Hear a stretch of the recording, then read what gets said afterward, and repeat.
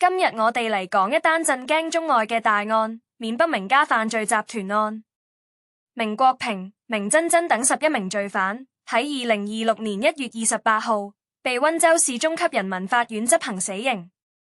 呢單新聞一出，全球華人圈都炸晒鍋，網民拍手叫好，話終於為受害者討返公道。跟住我哋一齊嚟重溫呢單兇殘罪行同埋中國反電詐行動嘅重大勝利。緬北電詐黑幕揭開，名家崛起之路。各位，首先嚟講反背景。緬北即緬甸北部果敢地區，呢度自古就係中國邊境附近嘅三不管地帶，毒品、賭博、人口販賣橫行。名家係果敢四大家族，明、白、魏、劉，其中一脈明學昌做老大時，已經係一方霸主。佢喺果敢老街、石原子等地建起咗電詐園區，好似現代版嘅人肉售賣機。自2015年起，明國平、明學昌個仔同妹妹明珍珍接手家族生意，佢哋提供武裝保安，吸引大陸、台灣、香港嘅金主入駐，搞電信詐騙、殺豬盤、假投資。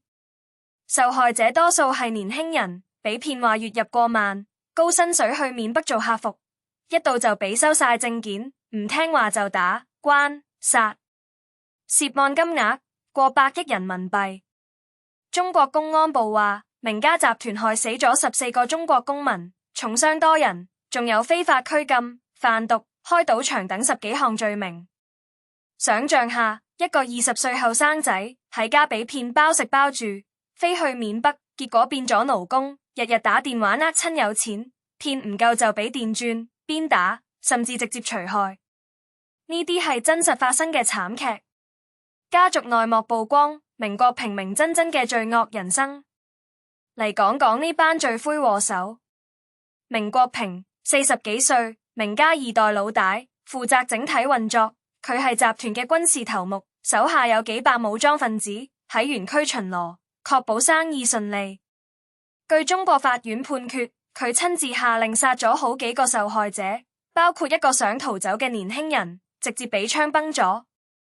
明珍珍呢個係名家公主，管財務同招募，據聞好靚女，但心腸毒辣。佢負責同大陸中介聯絡，派人喺微信、抖音放假招聘廣告，專呃大學生同失業青年。佢仲管錢莊，逼受害者借高利貸俾家人匯錢過嚟救命。有受害家屬話，明珍珍親口講，唔夠騙就死係你命。其他9個罪犯，包括明國平個仔明 X 細佬輩，一班堂兄弟如明某某、明 YY，全部血脈相連。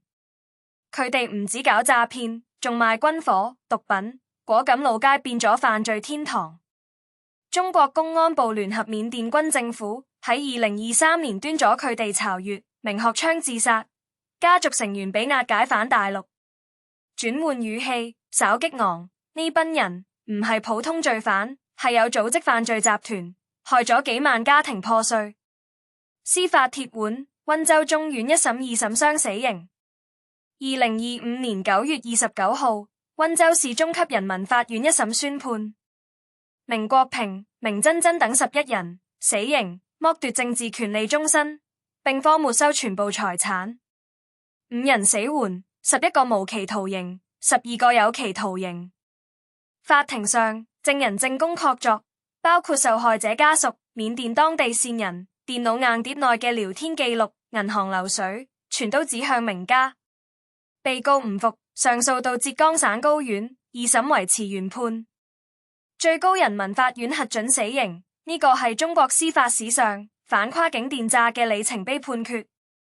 執行前，近親屬會面過罪犯，按法律程序做晒。1月28號中午12點，溫州中院執行槍決。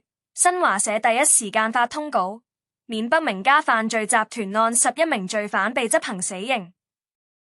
官方話，罪犯臨刑前認罪悔過，但受害家屬回應太遲啦。呢單案唔止名家，4大家族全部被端。白家頭目早前俾緬軍捉住，魏家、劉家進入公訴階段。中國公安部話，今年已經救返3萬受害者，搶返財物過千億。緬北、老撾、柬埔寨嘅園區一個個比清剿，但專家提醒，電詐頭唔起，根源係貧窮同地緣政治，得靠國際合作。對香港同台灣聽眾嚟講，特別警醒，好多受害者係你哋呢度人，被騙去高薪海外工作，結果萬劫不復。警方呼籲，接到可疑電話，立即報警，唔好信保證回報投資。網民熱議，社會反響如潮。新聞一出，微博熱搜第一，網民留言爽爆，人渣死晒。為14個亡魂報仇，有受害家屬喺央視鏡頭前喊：多謝國家俾我哋公道，但都有聲音質疑，執行死刑有冇用？新園區又起緊，中國外交部回應：法律必究，零容忍。呢單事件唔只係司法勝利，係國家意志嘅展現。